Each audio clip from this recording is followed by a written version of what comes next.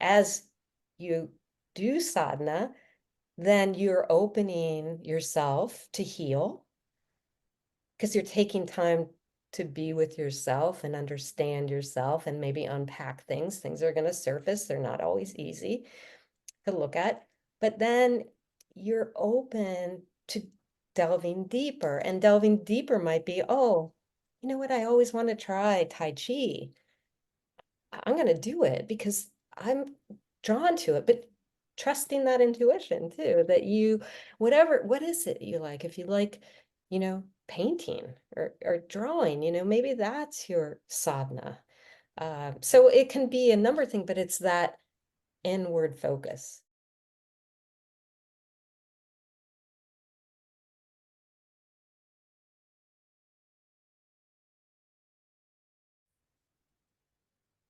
Hi, everyone. It is Practical Mystics, and I am your host, Lisa Heidle. I am here with my very special guest, Pam Shepard, today. And hi, Pam. Hi, Lisa. I'm so happy to be here. Thank you Oh, for I'm thrilled that inviting you're me. here. Yeah. Pam and I are going to be talking about sadhana. I said that correctly? You did. Sadhana. Okay, Yeah. sadhana.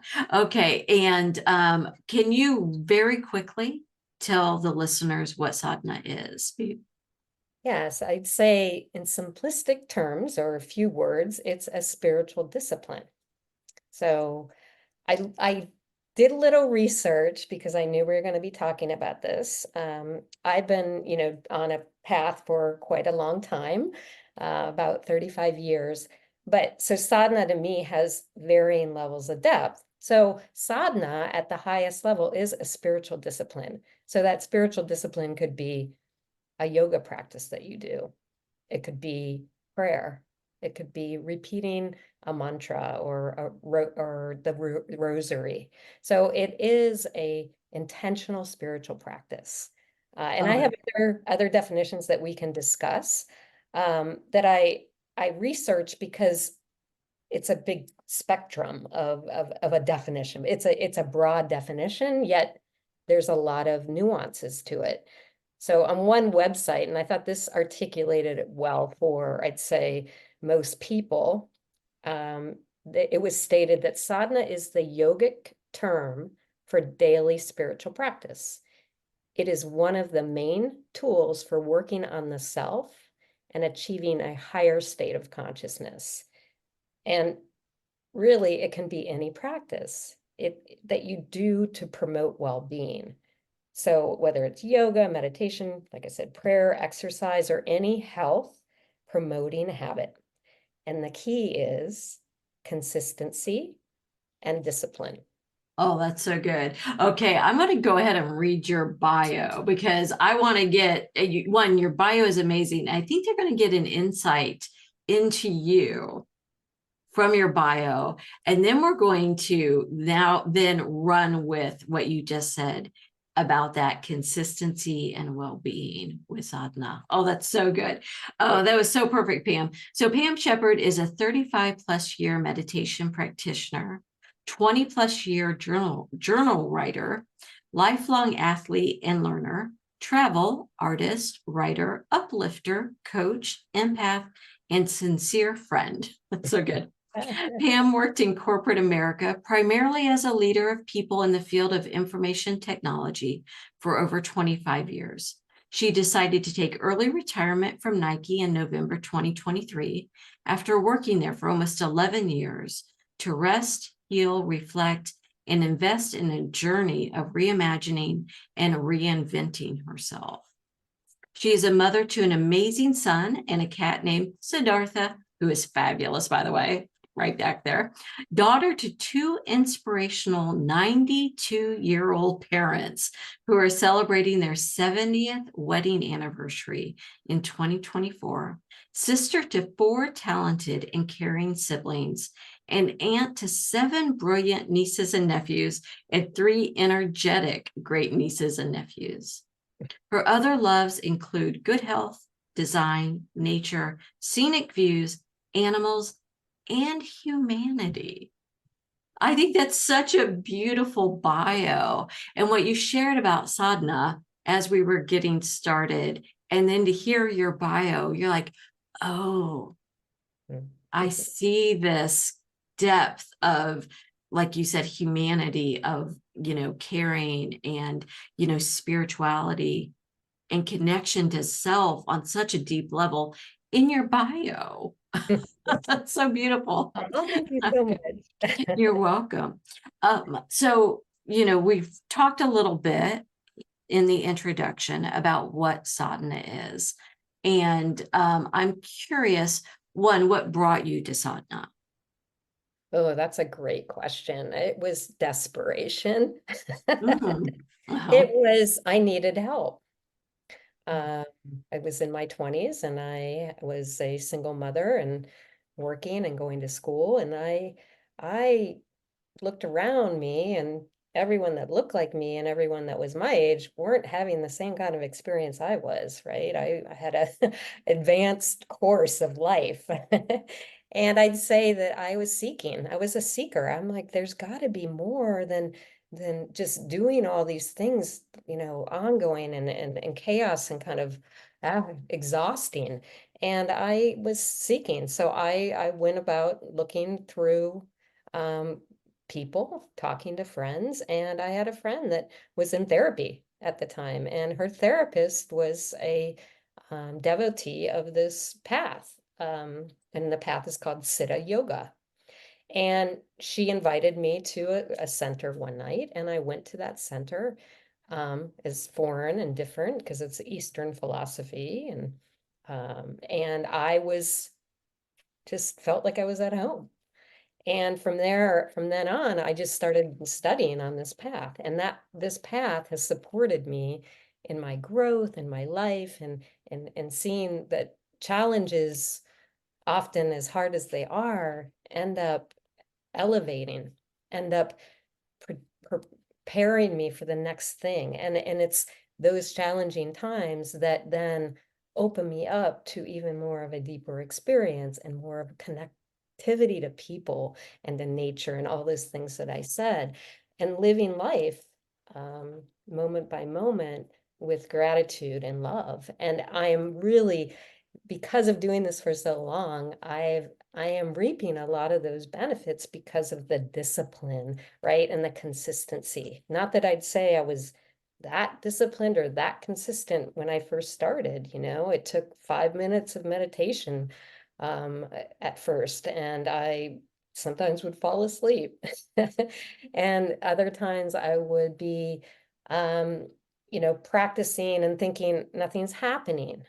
But as time went on, I saw that just the intention of sitting for meditation in that sacred time, that early morning, and that my time, it was my time, had benefit for me.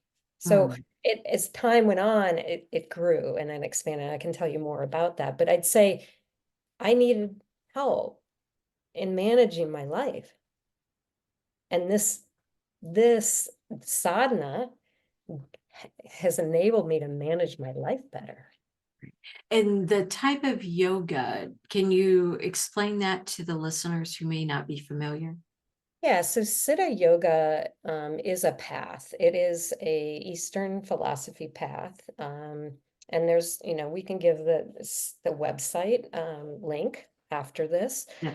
I want to let folks go and read that about what this path is about, so that they can grasp it, because it's not like one sentence, right? But I would say it encompasses the practice of sadhana. So on this path, sadhana may or may not include for the individual, because it's very personal. Sadhana is very personal, and you want it to be, because then you will have the discipline and you will have the consistency, because it's something you end up loving. But I would say it encompasses meditation, chanting, japa repetition, which is repeating a mantra.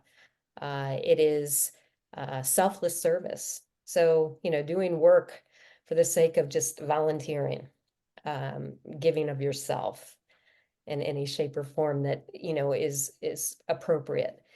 It is also contemplation and reflection, and and then journaling.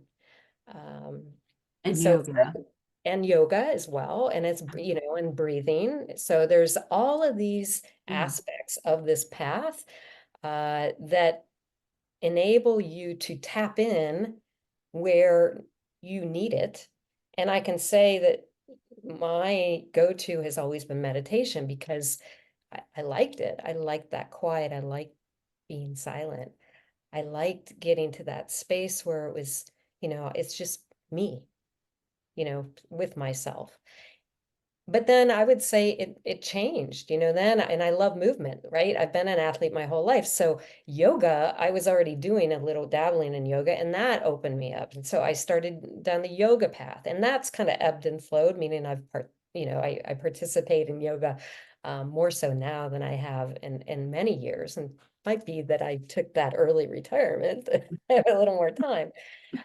But then I'd say journaling and contemplation. Oh, that's become it's a close match to meditation because it is then taking the meditation and writing about it, reflecting, assessing what it means, looking at it, look at what I've learned, what I've grown, what's triggered me, and what's come up in meditation. And it has been a teaching in of itself. So I'd say it's all these practices, but you can model it and then it will change and evolve as time goes on and as we grow as individuals. mm. I love that. And the idea of sadhana as a consistent practice, right, with discipline attached. And, that word discipline, I truly believe it causes some anxiety for people because it is same as disciplined, right? You are disciplined for doing something wrong. You've done That- something bad. And I think so we have a little bit of, I think, push pull with that word. And, the idea of a discipline, especially in our Western culture, it is, try harder, push, push, push, beat this into the ground. But that's not what this type of discipline is it? Can you kind of give us some ideas of the Yes. differences? Yes. So to me, when I think about a spiritual path or sadhana, and thinking about each of us as individuals, as original beings, which we all are, and we all operate in similar ways. We have different ways of thinking about things. We have different things that resonate with us. And as people, we have a tendency to look outward. And as we look outward, we see what other people are doing, right? And it looks interesting, or maybe it looks interesting because that person is enjoying it, right? And maybe I model that, but do I really enjoy it? When I look outward, I'm looking at someone else. Now they may be an influence. And now at my age and my number of years of practicing, when I look to people, I discern quite a bit because I'm looking for that the people that know themselves, that have gone inward and have that self-awareness, which I believe, because we're all original beings, we're here to discover. So I would say, in a discipline, one, it has to be something that you resonate with. So, and think about it, like I do, being an athlete every day, I get a lot of pleasure out of doing workouts. Well, did I always? No, but did I like gym class and did I like playing sports? Because I was out with people and fun and it was a team and we were doing fun things together. I love that.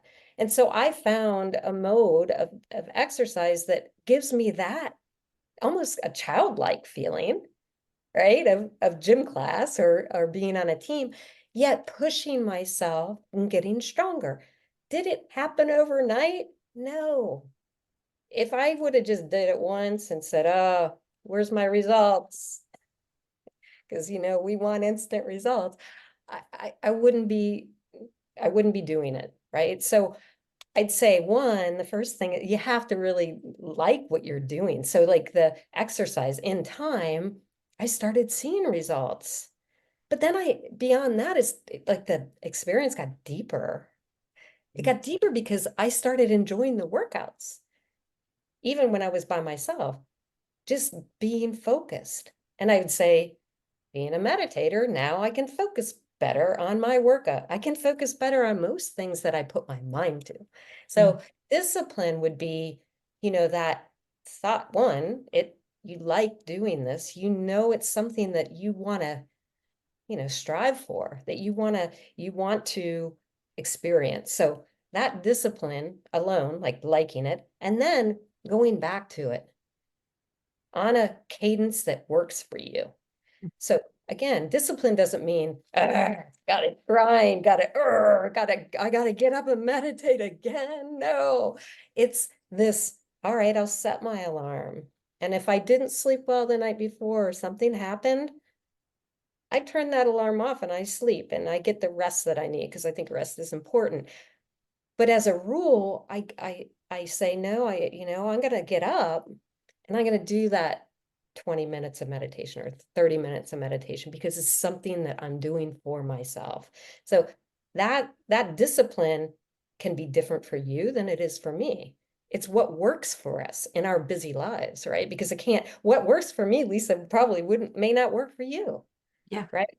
Yeah. So I think that's the discipline we're talking about. It's more of that, you know, it's also about protection, I think, too. So discipline, meaning you're going to keep going back to doing it, but it's also protecting the time and the space to do it, meaning you prioritize it here versus letting others, bump that priority because you know that it's for you and you know that it's going to make you more at peace or whatever the benefits are that you derive from it. And you're likely going to be better for others. I know I'm better for others because I do this. I remember having a boss at Nike, and he was one of the sweetest men that I ever worked for. Good heart, such a great family man, and good listener. And I remember him saying he had knew I meditated, but he had one day, and this was years after I worked for him, he said, or I was working for him, but years after we had known each other, he said, that thing you do every morning, he said, I feel that when I'm with you. And it makes such a big difference to the atmosphere. So just know that the things you do that are inward for yourself, we're not talking selfish things. I think there's a fine line, right? But for the bigger self, for the higher self, if you will, for consciousness, whatever word you want to use, they have ripples that benefit your atmosphere, your environment, the people around you, the animals around you, the plants, everything. So But it's agree with also that. the opposite, Yeah. right? So if we are angry, or if we're always down, or if we're always complaining, then that too has ripple effects. So uh, that's why I said what drew me mainly is how can I manage this life so I can live it joyfully? Mm. Thank you for sharing that. I think that was so beautiful. And as a writer, and I coach other writers who are struggling on, to get their work completed. Maybe their creation and progress has stalled and they don't know why. And time after time after time, it's a lack of prioritizing something that calls to them, Mhm. and they really get in a spiral with that because they know, almost like their soul is calling to them to create, yet they keep allowing it, as you said, to get bumped. Yep. And I love the idea that sadhana can be a writing practice. Absolutely. You give that to yourself and you show up, you put it on your calendar if you need to, so that people don't bother you. You put your do not disturb on your phone and you give that time to yourself to deepen your relationship, not just with the craft, but with yourself. Exactly. Uh-huh. yourself. I think that, and that I think too, being a woman and being a multitasker and a doer most of my life. Well, I still am, but and juggling. Um, we end up prioritizing, at least I did, other people's needs. And there's this story, and I read it today, and it was so timely because it's on the Path website that I follow. And the whole topic today is on sadhana, Oh, which oh, is so, perfect. isn't synchronicity great? And and Mhm. and that's another thing that I notice more as I've practiced for this long, is you notice you're more aware of these synchronicities. Yeah. So, and I'm gonna, like, I hope I don't, butcher this story she tells, and you could read it because we'll put the link out there. But she talks about these 10 pilgrims, I guess, or there are 10 people on a pilgrimage, Mm. and they were asked to count how many people were on the pilgrimage. And every one of them said 9. Oh, wow. They weren't counting themselves. There are Give me a 10. minute. Oh my. Oh, I felt that. Okay, keep going. Wow, that was good. So, Okay. so the wise man came and said, no, there are 10 of you. You're forgetting to count yourself. And I think what I have done most of my life, and I've learned, and I've still maintained joy, and I attribute it to these practices, is I haven't put myself in the equation. Like I've gone, all right, what needs to be done? How do we get it done? You guys need this, you need that. All right, let's do that. Let's do that. And we're orchestrating it and people are thriving. And then I look back at myself and I'm like, I'm exhausted because I forgot to inject myself into that. That is powerful. Yeah, Yeah, isn't it? it is. And I think that's sadhana, right? Where you say, I'm going to include myself in my daily schedule.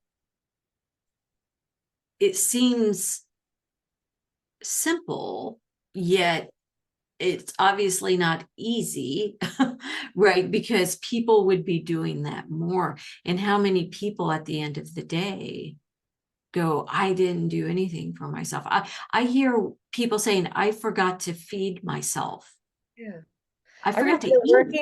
I would be working at that company and I would not go to the bathroom all day. Mm, Hold it.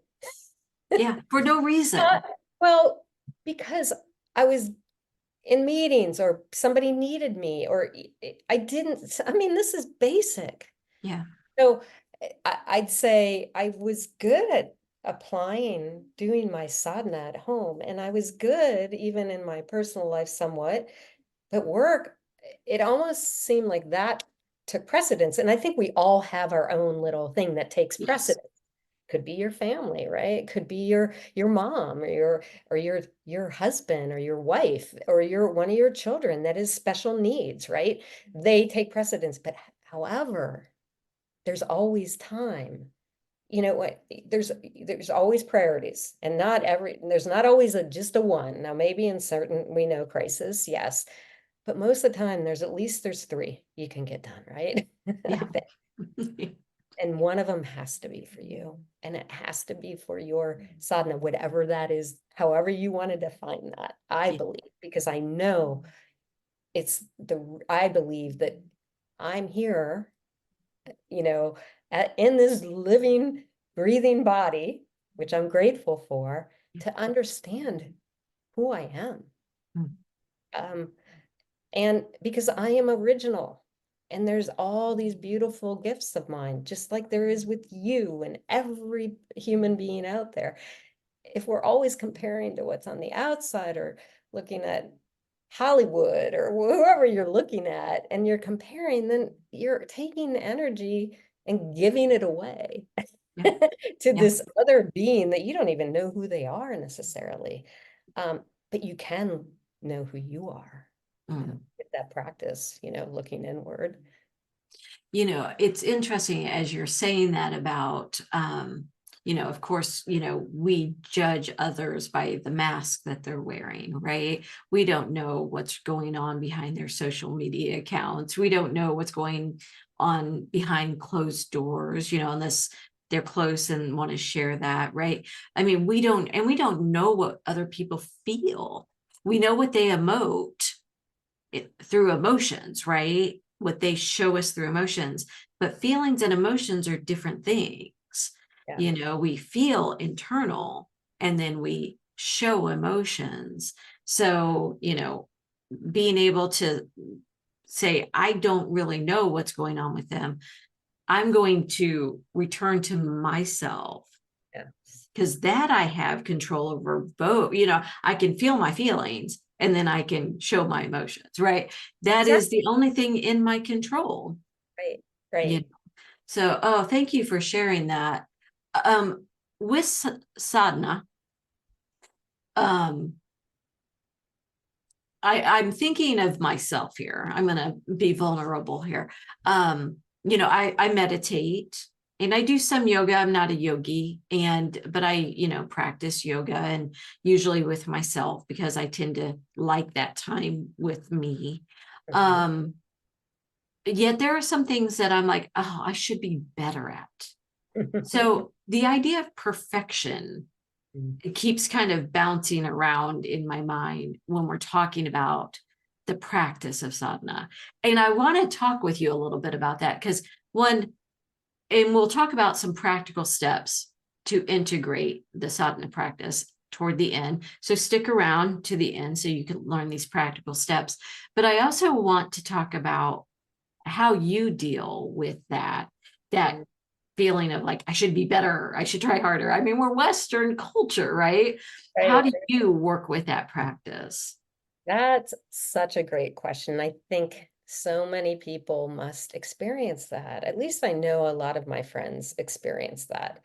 It's kind of it's the world we live in, right? And all the um intriguing things that catch our attention, right? And take us down a path of God knows where, right? And it's sensory, right? It's that, wow, this is intriguing, this is interesting. Yet when we really step back and look at it with perspective, it's short-lived. It's a glimpse maybe of what you really could find within yourself. So when you talk about, not like the perfection part, I'd say I'm I'm right there with you. I have a kind of a good story about I was recently in India and I took a 3 week I'd say I did a week-long retreat and then I did a couple weeks of selfless service at an ashram in India. And I was there with a friend of mine also from Portland, Oregon, which is where I live. She had traveled there as well. And we were both in the selfless service together.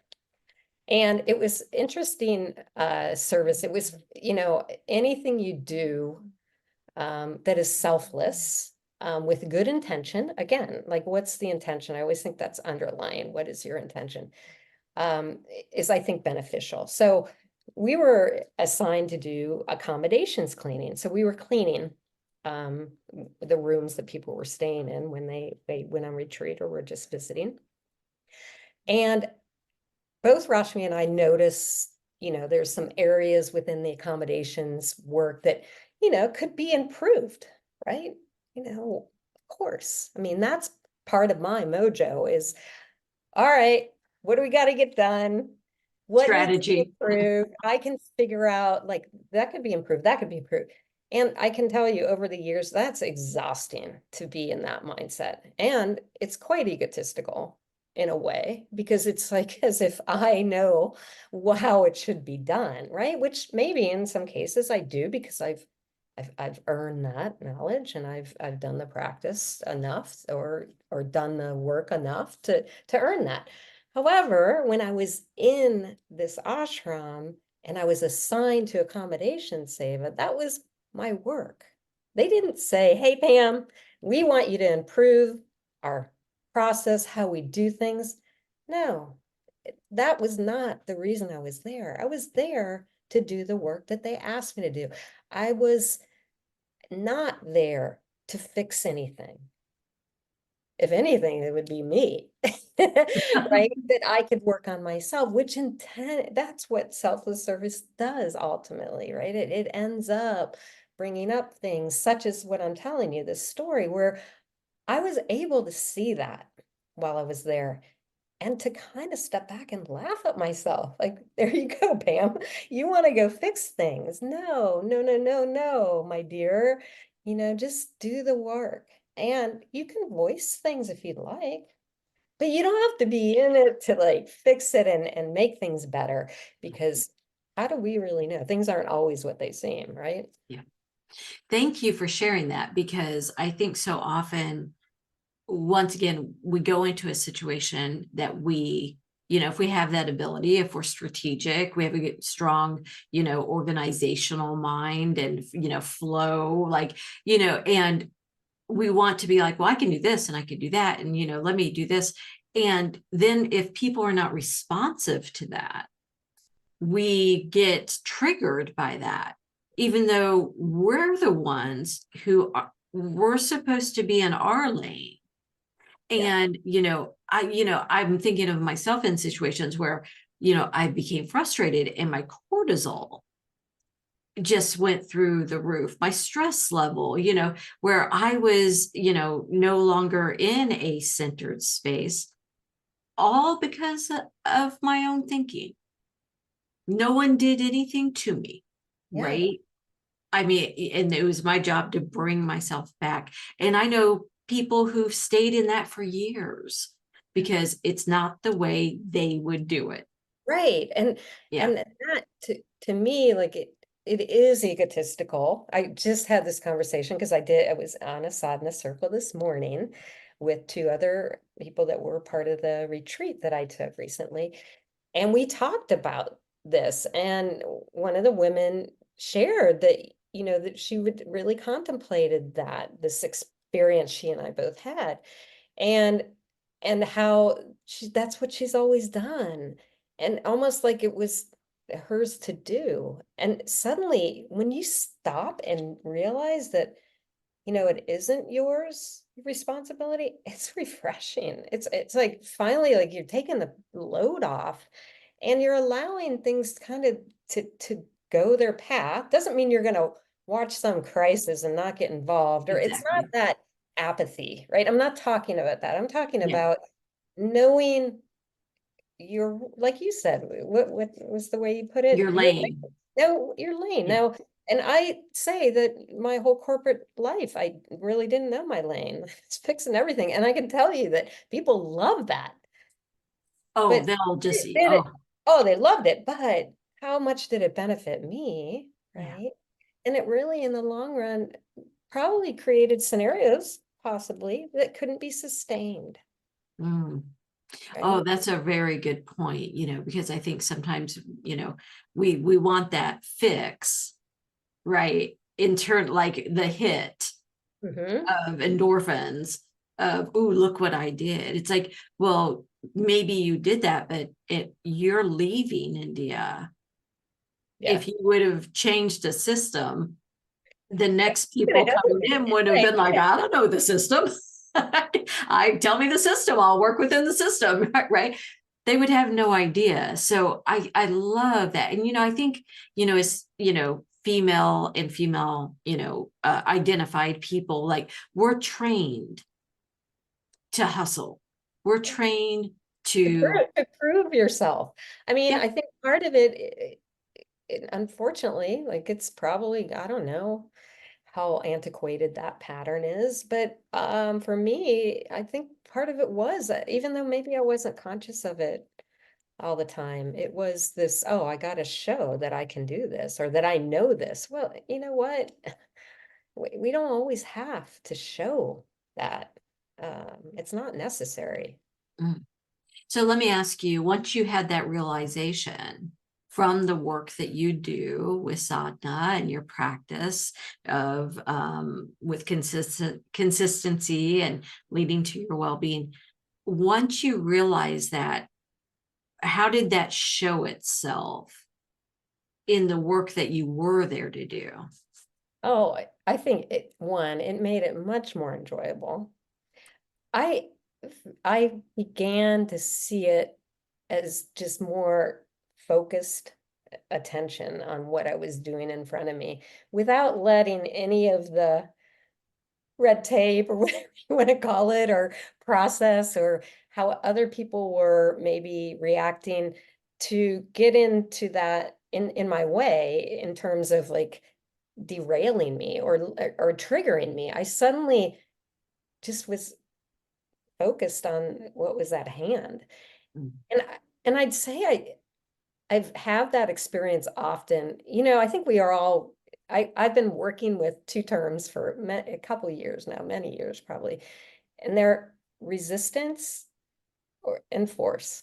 And then you can throw in different, there's many words you can use for that. But I think we as human beings are always either resisting things or we're forcing things. So, for example, you got to unload the dishwasher, right? No big deal. But sometimes it's like, I got to unload the dishwasher.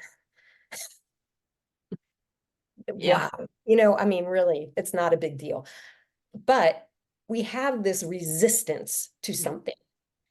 And once you recognize you're resisting it, then you can almost look at it as comical. I started to really, I was humoring myself for the way my brain was thinking. And I was also grateful that I was learning. I was seeing it. I had perspective. Like the dishwasher. When I recognized that it's just the dishwasher, then I'm like, I like process.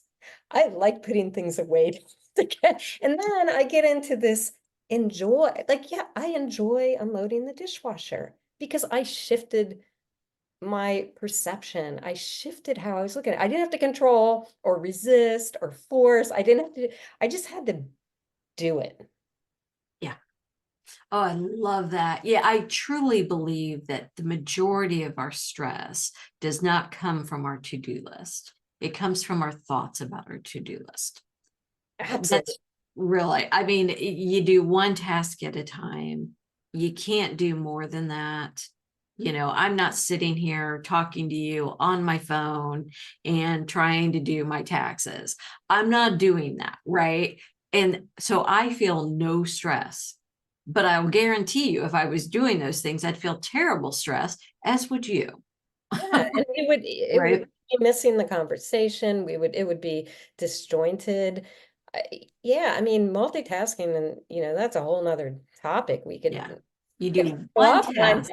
But Yeah. it's true. Yeah, to your point, focused attention. I mean, if you've got 5 minutes and you're gonna do something, that you don't have more. You don't have 4.5, you don't have 6, you got 5. So how are you going to use the 5 minutes? I can resist the whole time or be angry about unloading the dishwasher, or I can have fun with the 5 minutes that I've prioritized to unload the dishwasher, or at least meet it like mundane, just get it done and off you go to your something maybe you have higher on your priority list, right? Because we all have the mundane. And I was thinking about this the other day because the mundane is majority of our life, if you really Oh, think of yeah.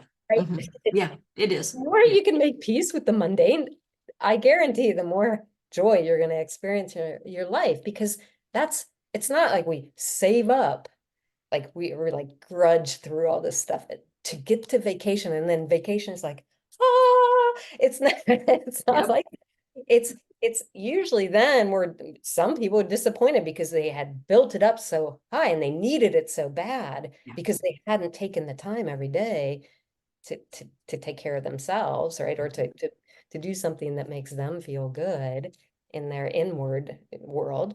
That it's a different experience.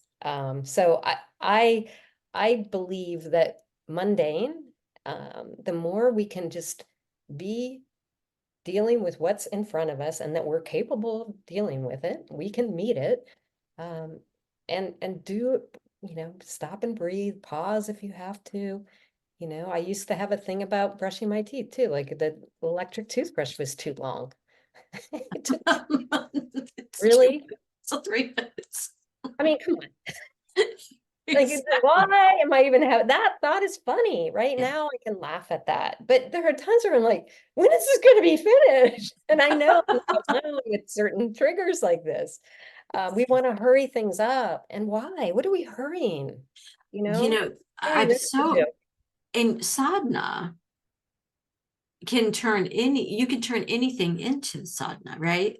Like it doesn't have to be sitting in meditation. It can be, right? I mean, you can sit for 5, 10 minutes, but going for a walk without your phone, without your headphones on, just being in your own energy Mhm. and quieting your mind can be sadhana as well, right? I think it's and that's why I say it's got to work for you. And I know we're going to get to some practical steps. And I'm going to Yeah. quote from a book that is pretty special about kind of simplifying your practice. But anything, it's got to be back to it has to resonate with you.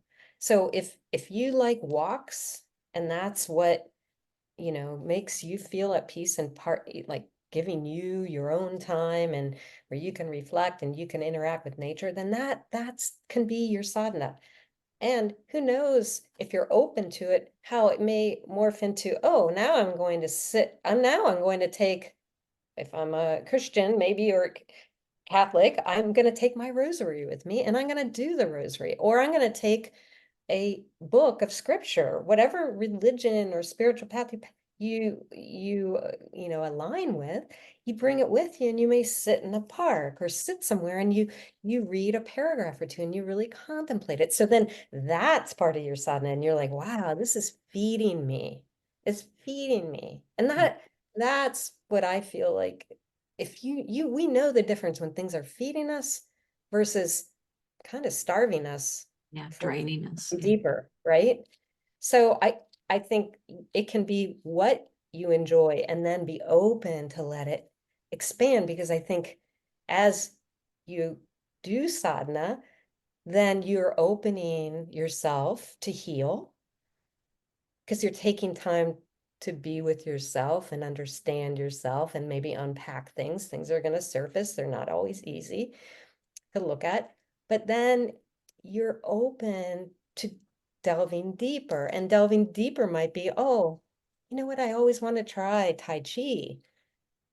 I'm going to do it because I'm drawn to it, but trusting that intuition too, that what is it you like? If you like, painting or drawing, maybe that's your sadhana. So it can be a number of things, but it's that inward focus. It's where you're looking inward, you're with yourself. Now, you want to know, like we talked about, maybe talking through sadhana, collectively. Well, that's a whole nother thing. And that's amazing experience too. So, but to start with, having your own sadhana plan is important. Oh, I love that. Let's go ahead and I think I would love to talk about sadhana in the future with as a collective. Okay. But I think that because this has been such an amazing conversation, and I love the permission this gives the individual to create time for themselves. It's not selfish. No. It's not, you saying you aren't important, right? It's saying that I am as important as Yeah, everyone else, right? I always say, anything that leaves you out of the equation is incomplete. absolutely. It's Yes. incomplete, and so I love this. I hope that our listeners are going to their takeaway is it doesn't have to be a month-long retreat unless you have the time for that. 5 minutes a day, giving it to yourself and building that muscle. Hmm. I think it's more than just the practice. It's the returning to self.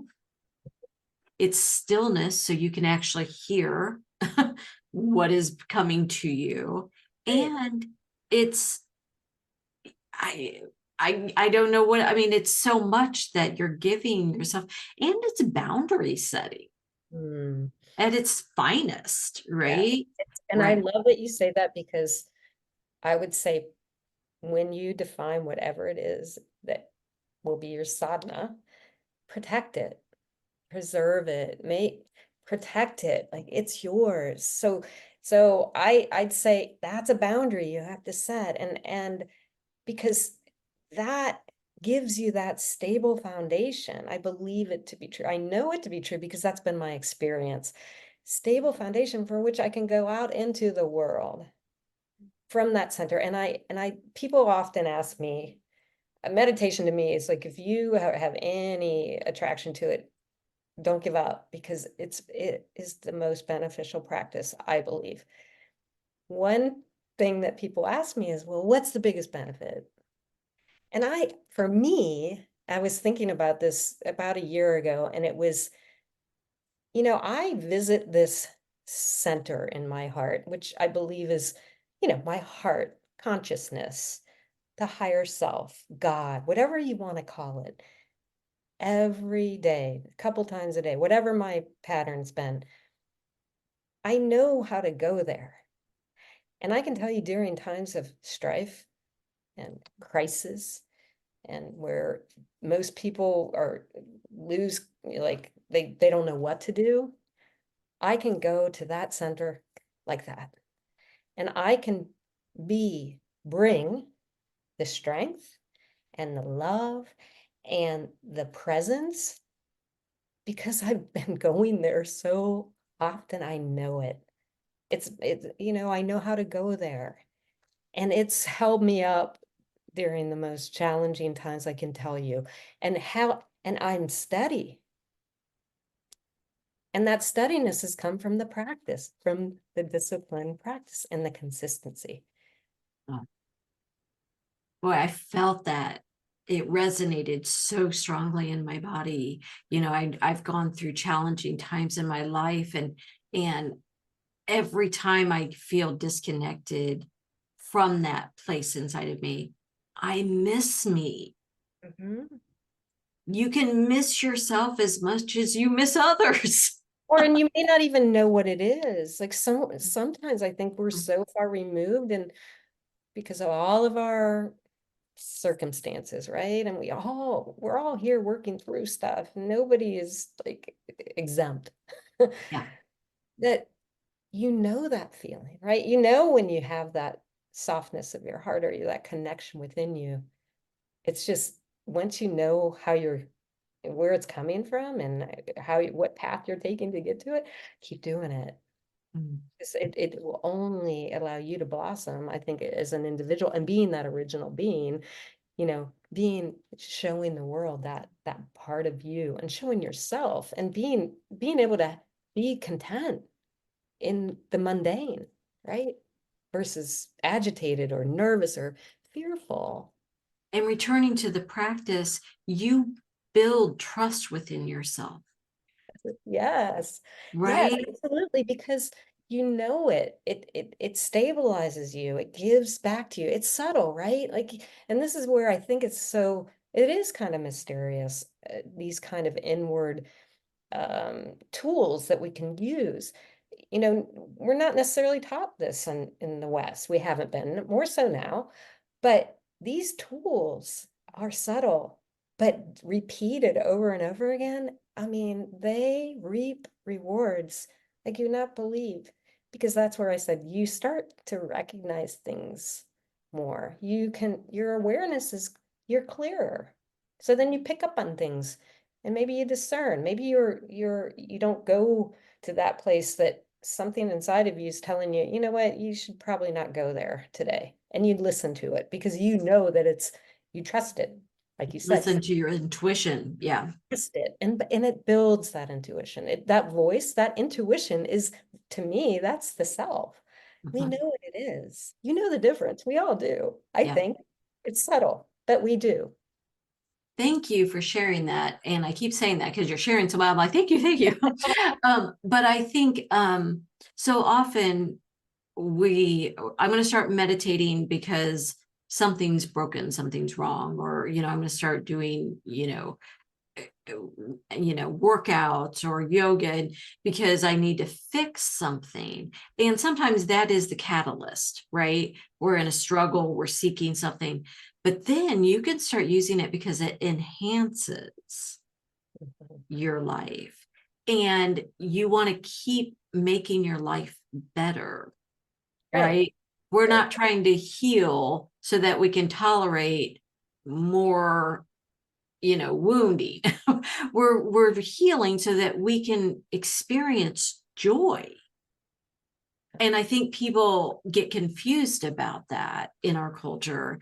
And I mean, that's everything that you said. Like, I mean, it exudes from you what this practice brings to your life. It's just beautiful to see. Oh, thank you so Yeah. much. So You want me to practical share? steps. I Yeah. would love give us some practical steps that we can use here. So I want to read a little bit, some excerpts from this book called The Heart of Meditation. And again, we can share that. And it's by Swami Durgananda. So one of the things that she quoted Swami Muktananda. And the quote is, "The essence of sadhana, spiritual practice, is the constant remembrance of the goal of sadhana, the self, the higher self." So, and what she says is, in other words, you maintain a steady current of attentiveness to your inner self, to the aware, loving part of yourself that you can come back to no matter what you are doing.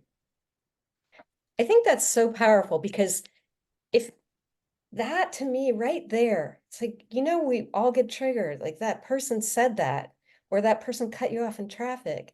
It's that's them. It's not you. Yeah, they did something to you, but you don't need to retaliate, right? But if you can go back, what's the higher thing? What's the win-win here? If the win-win is probably just let them go. Maybe they have an urgent crisis that they're dealing with. So I'd say I like the way she puts that because it's like allowing you to go back to it again and again. It's kind of what I said earlier, where when things get hard, I get calm, and I know that that's a benefit of the practice of meditation. So she also goes on to say, she talks about the way to maintain inner attention. So, how do you keep inner attention? And that's, like you said, writing, it's exercise, it's your yoga practice, whatever it may be. She says, first of all, you need a number of practices for inner focus or remembering the self. So not just one, like I would pick what if you like to read, reading's another way of focusing, right? Now, how are you, again, if you're reading, again, I want to qualify that because I think some people may do exercise, may do certain things and from the context or the intention of competition.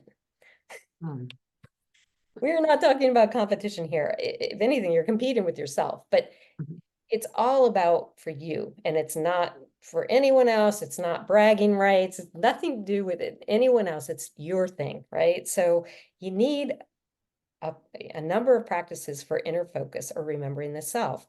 They should be practices that work for you, and you need to do them regularly. We know that, like I think all of us know, when have we made progress? It's when we've done things consistently. When have we done good at getting stronger? It's exercising consistently. When have we improved on our writing? It's writing consistently. When all of it, and to me, 6 months go by and you're like, wow, I did meditate every day for 6 months. Wow, that 6 months went by and I did that. Yeah. And so before you know it, time's gone by and you're reaping those benefits. So that's the first one. Second, she says, you need to be doing character work, examining your motives and attitudes and learning how to express the qualities of the self, which she gives examples are compassion, gentleness, kindness, steady wisdom, thoughtfulness, and rest. Character work, looking at yourself. We know when we're off. We know when we're I know when I'm off. I know when I'm taking things personally. I know when I'm feeling jealous, but I can catch it now, like much more than probably 20 years ago. And also, I love the observation of that. Mhm. It's not it, it's not the fixing yet. You observe it and you start to notice that pattern within yourself. And how many people they miss that observation Right. point, right? They leap straight to action. This person offended me and I'm going to end the relationship, right? It's like, well, let's observe here. Let's see what's going on inside of me. And this practice of sadhana, Sex. oh Mhm. my God, of sadhana, it gives you some space Yes. to It, do it, that observation. Yeah. it's gentle. It's Mm. this is compassionate. I mean, and she uses the word compassion. I love the word compassion because I think we all need to be more compassionate to ourselves. Um, so it is compassionate, it is gentle. It's not this, like we talked about, discipline or argue, like beating ourselves up. I mean, what's our self-talk? That's a whole nother like windy road that we could go down because the the self-talk, when we so-called fail or don't meet our own expectations or somebody else's, the abuse we put ourselves through, we would never put through anybody else through. Well, maybe I have some to, people. I feel the same. Some people self-talk. I'm just like, if you ever talk to me like that, I would have nothing to do with you. Like, yet they're talking to themselves in that manner, and it's heartbreaking, you Yeah, I mean, know. we all have done it and it's different variations. And I would say this, where you said it, she's examining. It's not berating, we're not beating ourselves up about things that surface, right? We're looking at what are these tenets, the compassion, gentleness, wisdom, and how are they appearing in our lives? So I Yeah. like that. And then the third step and the final step, she says, you need to develop the habit of checking in with yourself to monitor your state so you can recognize when you have slipped off center and discover how to return. I mean, we all do it, right? We slip out of something that may be very good for us. And then months go by and you're wondering why you feel bad. Like maybe it's you decided to eat certain foods and then you go off for a few weeks and then you're like, why I'm not sleeping as well, I'm not feeling so well. It's using the data, monitoring and saying, all right, how do I adjust? How do I adjust? But again, it's gentle. It's not this darn it, I fell off. I didn't do what I thought I would do. Oh, I just give up. No, no, no, no. It's like, all right, you recognize it. Come on back and let's try again and let's refine it. Maybe it's not working. Maybe my schedule is too tight. Maybe I tried to pack too much in. How can I refine it so it works for me? I love this process because it's, so often the feeling that we get from our own lives is, it is, the destination, if you will, right? Like we have to go, go, go. And then, like you said, here I've, gotten out of my practice, or I've stopped working out, or I'm eating too much sugar, or whatever it is. And then we start in the spiral Mhm. self-recrimination and judgment and anger and it's like, no, stop, let's sit for a moment and kind of readjust, and then we can start again. And Exactly. we can do this all the time. It doesn't need to be, these huge life-changing moments. That's the only time we're allowed to make change. It could be incremental, which will only enhance our lives. And we can do that by sitting with ourselves. Absolutely. And maybe that time and trusting the journey and trusting your journey too, that perhaps you needed that break. But now you come back and maybe like I mentioned, you refine something about it so that it's even more potent for you or it works better for you. This time I'm going to make it work for me. This time I'm not going to be so ambitious about it. I'm going to do one thing. And that's what I say when I first started on this journey. I was exposed to chanting, to all these things, scriptures, books, and you could just spell, a lifetime of doing everything, but you can't realistically do things, and nor do you want to. I think as society, that fear of missing out is overrated. I think most of us should miss out on a Yeah. lot of stuff. Yeah. You're not missing much. But these things, I think, sadhana are the ones that if you're going to choose, invest in that because that has the longevity, right? It's the one that Mhm. will start opening you to joy and to recognizing the beauty around you and the connections around you. So I truly believe that making this your own, and then like she says, reflecting, looking at how you're progressing in a way and how then, monitoring is so important. So when I was younger and I had to choose like all of these things, meditation was it. I'm like, I only have time for meditation at this juncture. And I just did that repeatedly. And that's when, as time went on, it expanded. And then I got to read the books. And then I was feeding like my understanding. And then I was like increasing in my self-love. And things were just flowing more naturally because I let them flow naturally. I didn't try to force it. That's the back to the force and resist. We're like, oh, I'm gonna lose weight and I'm gonna grudge and do it. No, what does that work for you? I don't know. It probably wouldn't work for me. But if I do it more with understanding and learn doing the research and like what's the best food for my body type and how can I, refine and cultivate something that works for me, wow, that's a whole different ballgame. Because when you own it, then that's subtle, right? It's like work. When somebody else has the ownership and you're the doer, right? Like me, I'd be like, all right, let's go do it, like get it done.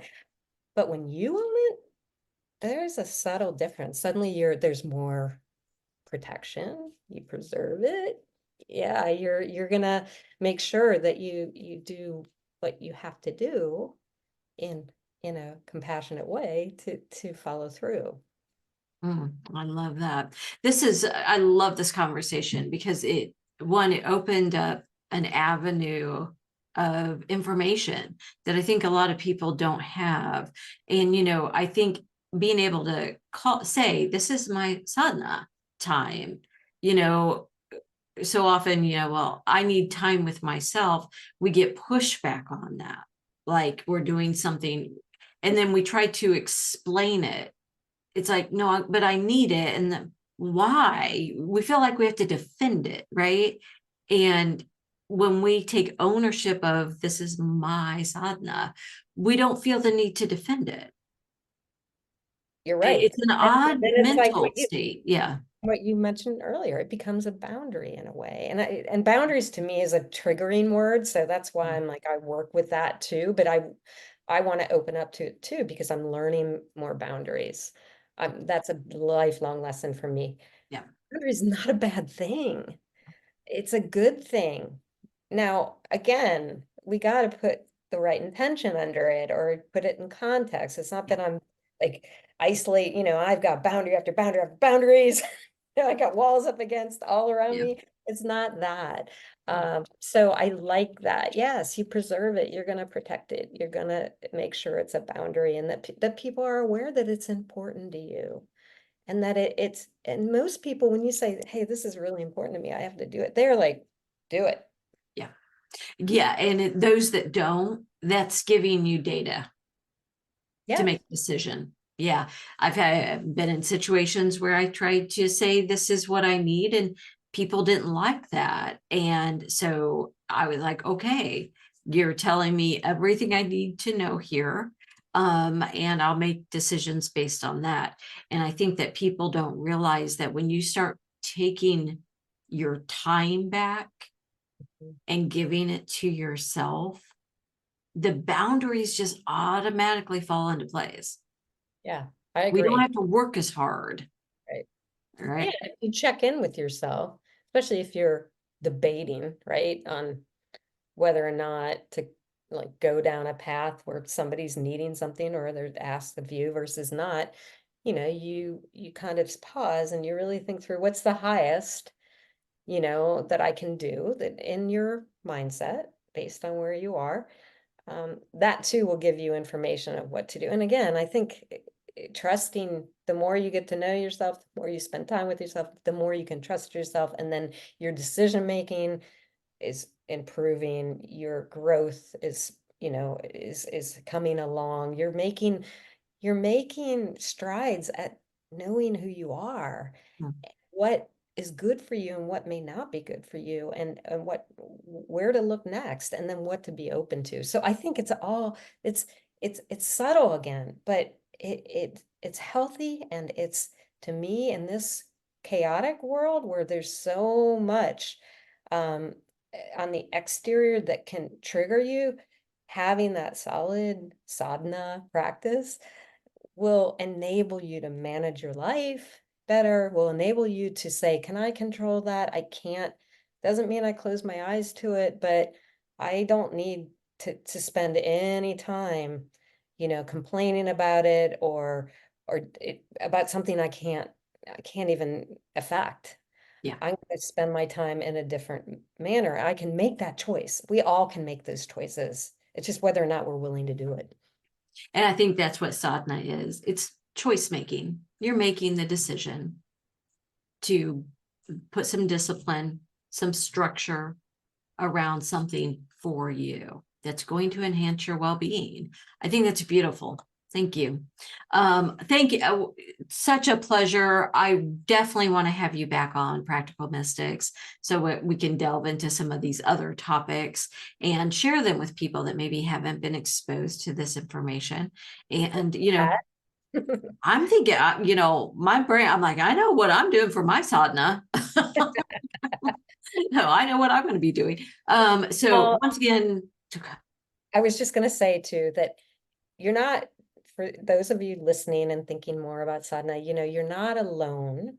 You can do it in groups too. I have a couple women that I did this retreat with that we're meeting every 2 weeks for an hour, and we're focusing on certain topics, and we're getting together via Zoom, and we are sharing our sadhana together, and we are learning from one another of how they're applying things, how I'm applying things, what's working, what isn't. And I can't get over how beautiful the conversation is, how meaningful it is, how uplifting, and that I leave there going, oh, that helped me make a little progress here. That helped me look at things a little bit differently. So I'd say, if you have thoughts of doing sadhana and you have other friends that want to do it, explore it together. And meditating together with people is powerful too. Or the nature walk where maybe you don't talk at all, right? You're just next to each other and noticing nature together.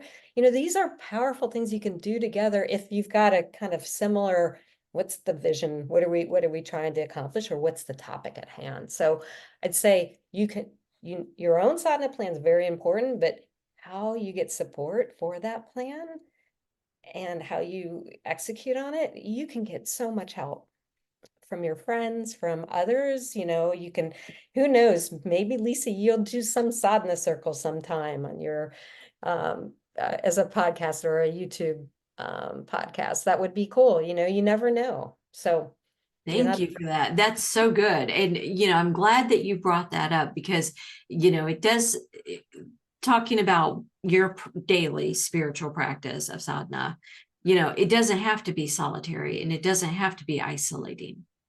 And thank you. That was beautifully put. Oh, we cannot wait to share this with people. Okay, wonderful.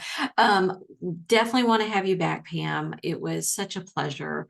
And listeners, make sure to like and subscribe, share this with your friends so they can learn about sadhana, and make sure to follow Practical Mystics so that the algorithm picks us up, and more people can come on and talk about their spiritual path that they're on.